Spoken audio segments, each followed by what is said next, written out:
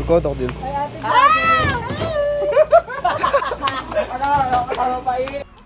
Hi! Ngayong araw nga pala gaod ang princess sa salona ni Tita Fe dahil napag-utusan nga pala siya ng batas para mag-plancha sa buhok ni Madam.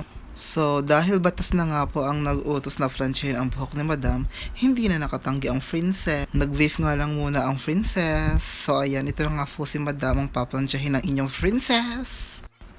So, ngayon nga po is nagba-blower po ang inyong princess.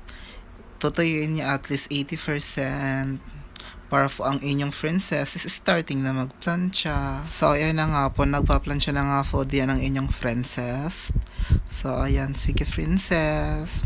Dahil nga manipis lang ang buhok ni Madam, medyo very careful tayo sa pagpaplansya kay Madam.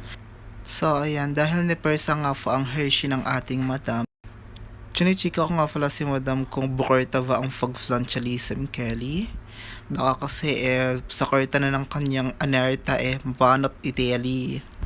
Chinichika ko nga ng chinichika si Madam. Syempre for the fuck lang, charis. Ayan, matapos na nga pala magplansya ang inyong princess. Ayan, ito nga pala ang after kong plansyahin ng Hershey ni Madam. Oh, sorry. Very 2 years old si Madam. So, ayan, after nga palang plansyahin ni princess ang buhok ni Madam, hinanlawan nito ni Madam ng number 3 ng main luxury. And then, after wash and blower, saka makikita ang resulta ng buhok ni Madam. Go na Madam, bilisan mong maghanlaw ng buhok ni Madam.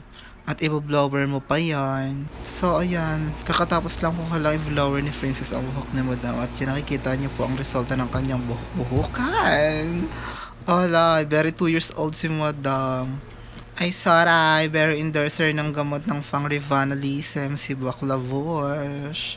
So, ito lang nga po ang resulta. Dahil same day hair wash siya, makikita mo na agad ang result bago ka umalis sa salon. Thank you mula sa puso ni Miss Heart. Ay, alay. Princess follow.